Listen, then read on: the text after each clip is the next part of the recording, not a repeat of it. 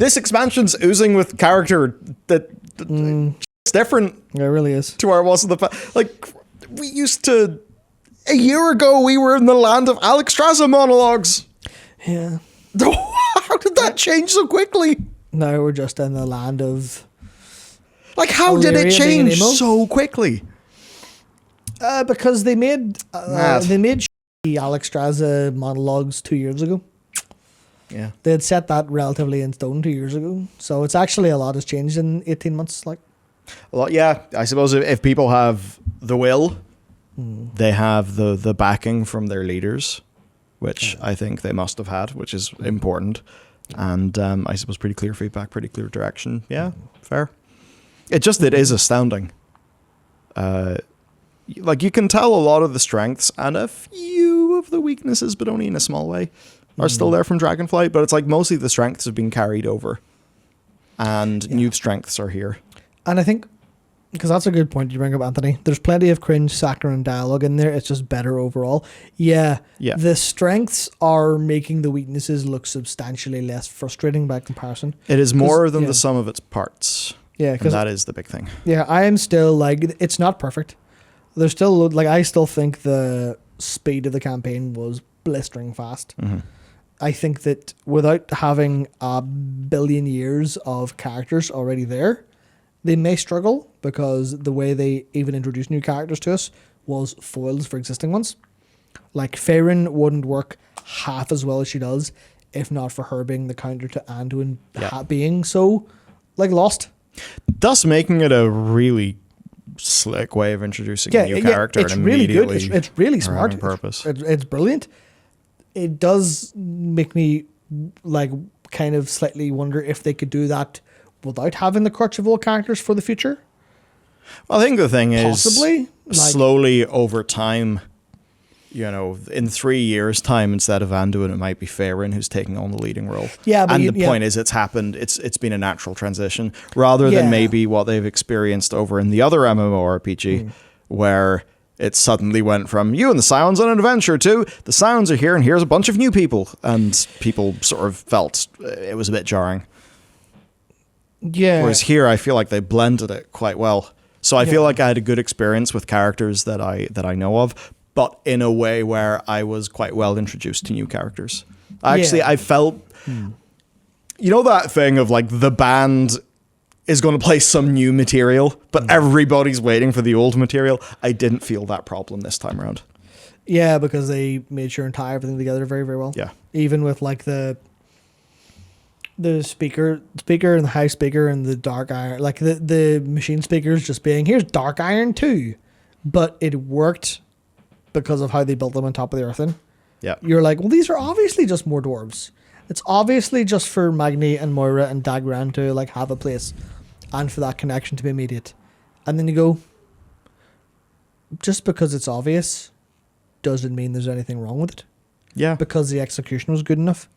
And I think that's where it falls into like a lot of how to put this, where a lot of critique comes from. And I think this is the case of like how you'll naturally talk about something, how you'll naturally critique things.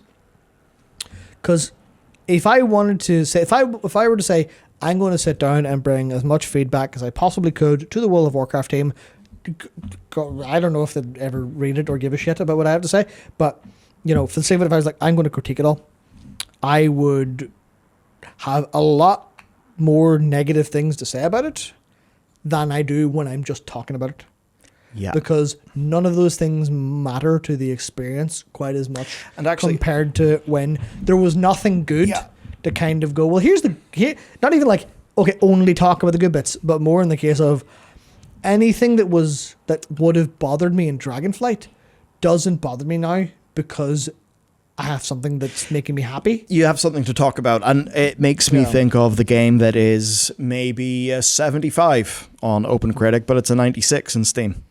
Yeah, exactly. If you turn on critic mode, you're able to, you know, to find things. I had an interesting experience surrounding discussing mock reviews a decent while ago, and it was one of those things where, let's just say, you know, there's one sample of players, and things are going down really well, and mock review doesn't really reflect player sentiment, and you're like, well, yeah, if this is just assigned to you as a job to do, and you didn't, and you're not naturally somebody who would have picked it up and tried it yourself, then you're obviously, and you're coming at it from a critical angle, you're going to have a different perspective from a player who actually seeked it out. Which is to say, like, you can, for a game like this, go and do the objective criticism, where for all the things that we like, we can name enough sort of objective-ish things you could say are flaws, and you have to mark it down for that. But the bit that matters the most is, do you enjoy it when you experience it?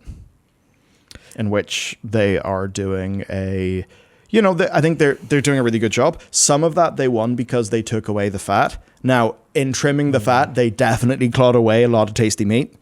The campaign is short, you're right. I have a feeling for you it's probably been somewhat mended by how good side quests are, because Not that's somewhat mended. Very mended. Like, if you, the quality's there in the side quests. If you give me, if I could choose a longer campaign at the cost of side quests, I would take the side quests. I've enjoyed them substantially more. Well, there you go. Substantially more, because I've, for the first time since Legion, I've actually loved the world of Warcraft. It's a fucked up There's thing for me to the say. review. Like, yeah, it's a fucked up thing for me to say. And, like, obviously, as an expansion goes, we might hit the next couple weeks and Shit game, busted class, awful bosses. and I will say this raid is the worst they've ever put in the fucking game, and M Plus is so unbalanced. Did they have 3-year-olds make this? Like, those all might be things that don't detract from what I'm saying now, right? But like, there's no alternative. Well, I guess the thing I should say is the proof of the pudding is in the eating, right? That's it. And I have been fucking both hands in the pudding bucket with this game for the past few weeks. Like, I maybe haven't really played too much like the past couple of days because I've been out of things to play, basically. But like, I fucking gobbled that whole game. The campaign, all the side quests, I snorted them like they were straight down me so quick. Unbelievably so. And to a point where like I was like, I haven't played the game like that in a long time. Dragonflight, I played a decent bit, but I wasn't taken by the side quests. I did them for renown, and then I liked them, of course. Yeah, and there were certain ones that were highlights. Yeah, like before that, it was like I liked Zereth Mortis for the side quests. So obviously, I'm a side quest person. Like, that's literally, as far as I was concerned, that's what I must be, because that's what I've historically been. I play Legion and I do all the class order hall stuff. I play BFA and I do the war campaigns on both, and they're kind of shit. Oops.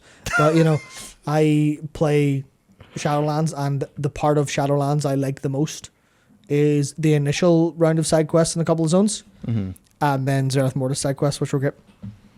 So it's like that. Okay, it's going to be. That's what's always been my favorite part, and they've brought that to a place where I'm substantially happy with it. And now I'm like, there's no like, time to play World of Warcraft. It's like, fuck yes. What's next? I am chomping at the bit to see what a patch looks like, because all I know, no matter what it is I'd be a little bit, if it turns out to be a load of goblin stuff, I might be like, it's not my favorite thing.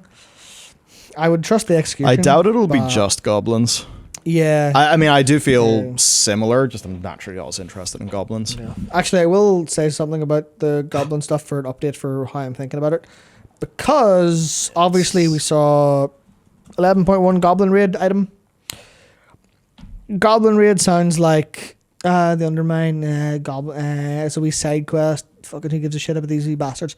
But there's one thing in the base game that side quests don't address at all. And if something's not addressed, I imagine it's something for the future. Like the Haranir.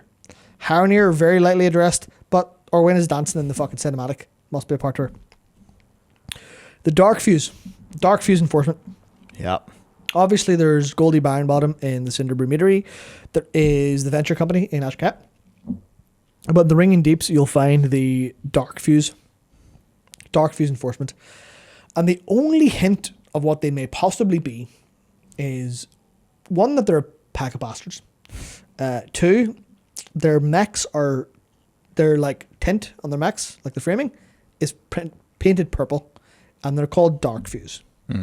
In a expansion where we have Dark Fire that Elric Lead and co were putting in Hellfall, Dark Flame Cleft, where there's a dark flame candle that the Candle King picked up that made him big and strong and stupid. No, he's really stupid. Made him big and strong and apparently smarter, which fucking hell. God, that's a lot of work to do. And that was quite obviously going to be, there's the Zaltath in. The Zaltath into Elric Lead is obvious if you read his A Worn Down book, his diary. Yeah. Zaltath in with the spiders, Ansarek. Zaltath's in with Stormguard Gorin in the Rookery. There was no other source of void on the Isle of Dorne. Must have been her. Matches up with the multi-prong attack on the Earthen. Nerubians ad nauseum. And then Gorin takes out the line of defense from behind. Yeah. That all works perfectly. So the Dark Fuse not being talked about very much implies, well, they didn't just put them in and say, fuck it. You'll figure it out. It's clearly, if we're going to do goblin stuff, It'll be, yeah. the Dark Fuse will probably be developed more.